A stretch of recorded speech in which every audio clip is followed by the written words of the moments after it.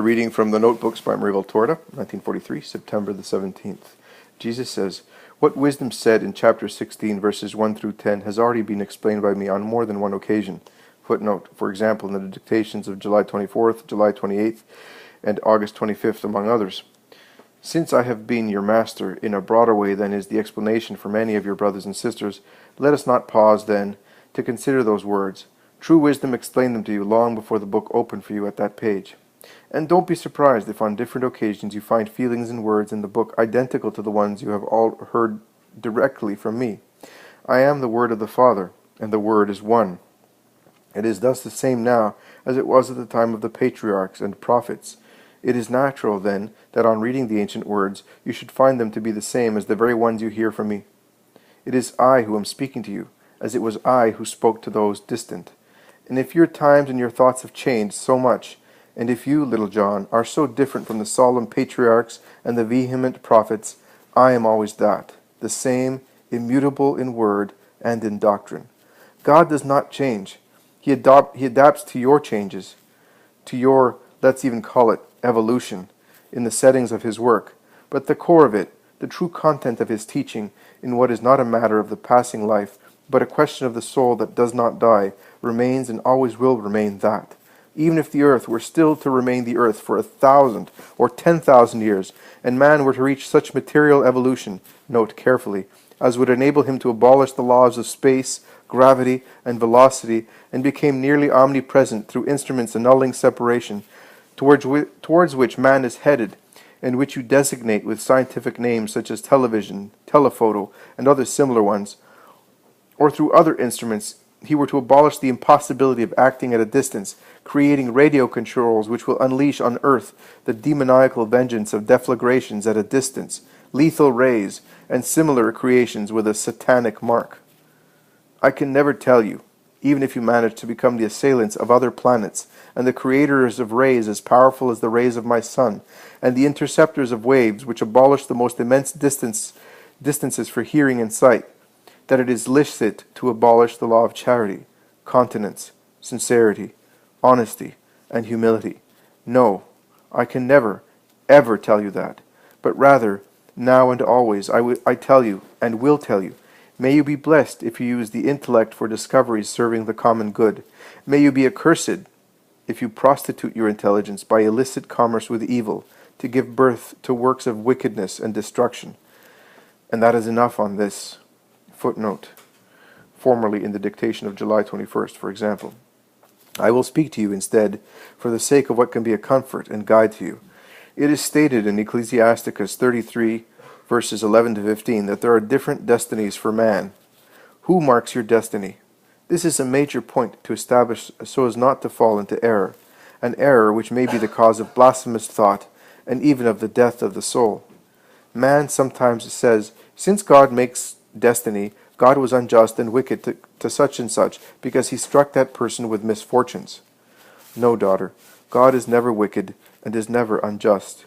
You are short-sighted and see only very poorly, and only the things that are right before your eyes. How then can you know the reason, written in the book of the Lord, for your destiny? How can you, from the earth, a little speck of dust whirling in space, comprehend what the real truth about things which is written in heaven is? How can you give a correct name to something which happens to you?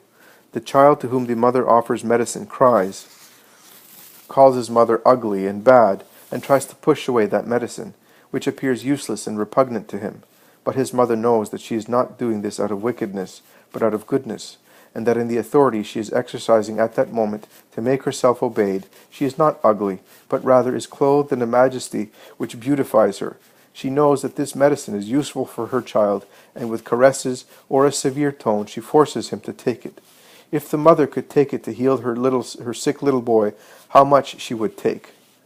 You too are children in regard to the good Father you have in the heavens. He sees your illnesses and does not want you to remain ill. He, your loving Father, wants you healthy and strong, and he gives you medicines to make your souls robust, to rectify them, heal them, and render them not only healthy, but also beautiful. If he could forego making you cry, do you believe he would do so?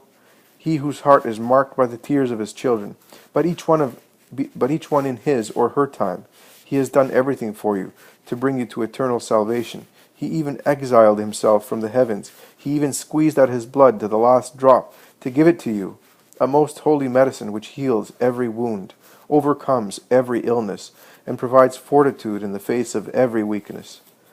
Your time is now, for in spite of the word that came down from heaven to give you the guidance of life and the blood shed to redeem you, you have not managed to detach yourselves from sin and always fall back into it. He, the Eternal, who loves you, gives you a punishment of pain, greater or lesser according to the height to which he wants to take you, and the extent to which he wants you to expiate here below your debt as deserting children. There are, it is true, creatures who have pain so as to become resplendent with a double light in the other life.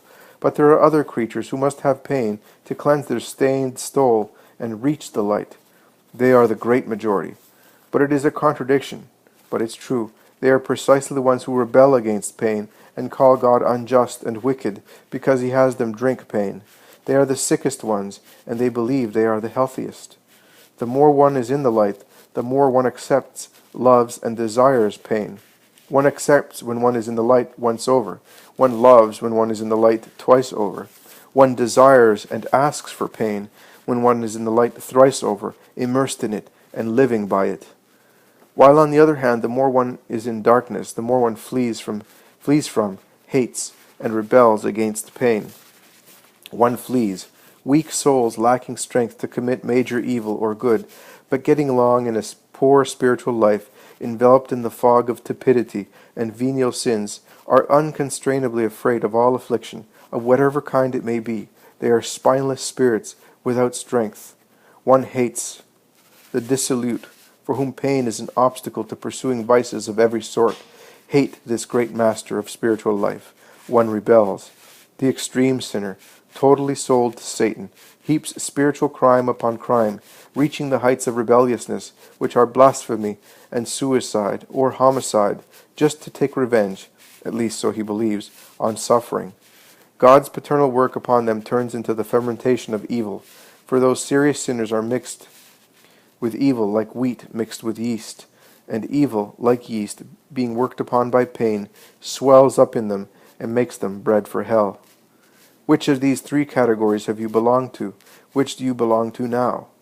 Which do you want to remain in? An answer is not necessary. I know it. That is why I am speaking to you, and I am with you. On other occasions, man says, if each has a destiny traced out, it is futile to get angry and struggle. Let's allow things to take their course. Everything is already determined anyway. Another pernicious error. Destiny is known by God, of course, but do you know it? No, you do not know it hour by hour. I'll give you an example. Peter denied me. In his destiny, it was appointed that he should experience this error, but he repented of having denied me, and God forgave him, and made him his pontiff. If he had persisted in his error, could he have become my vicar? Do not say, it was destiny. Never forget that God knows your destinies, but you make your destiny. He does not violate your freedom of action. He gives you means and advice. He gives you warnings to get you back on the right path. But if you do not want to remain on that way, he does not force you to stay on it. You are free. He has created you so as those who have come of age. The joy of God is when you remain in the Father's house. But if you say, I want to leave, he does not keep you there. He weeps over you and is afflicted over your destiny, and he does not want to do more. For in doing more, he would take away from you that freedom which he has given you. The joy of God is when, under the sting of dearth, you understand that only in the Father's house is there joy, and come back to him. God's joy and thanksgiving is for those who by their sacrifice and their prayers, these two things above all, and also by their words, manage to restore a son or daughter to me, but no more. But know that those who in my hand are like soft clay in the hands of the potter are the beloved of my heart. My hand is upon them, as sweet as a caress. My caresses shape them, giving them my imprint and likeness of meekness, humility, charity, purity, and the loveliest of all likenesses, my likeness as Redeemer. For these are the souls that continue in my mission as Redeemer, and to whom I constantly say, thank you, which is the blessing offering greatest protection. And if Veronica's veil is sacred because it bears my effigy, what will these souls, who are my true effigy, be? Courage, Maria. My peace is with you. I am with you. Fear not.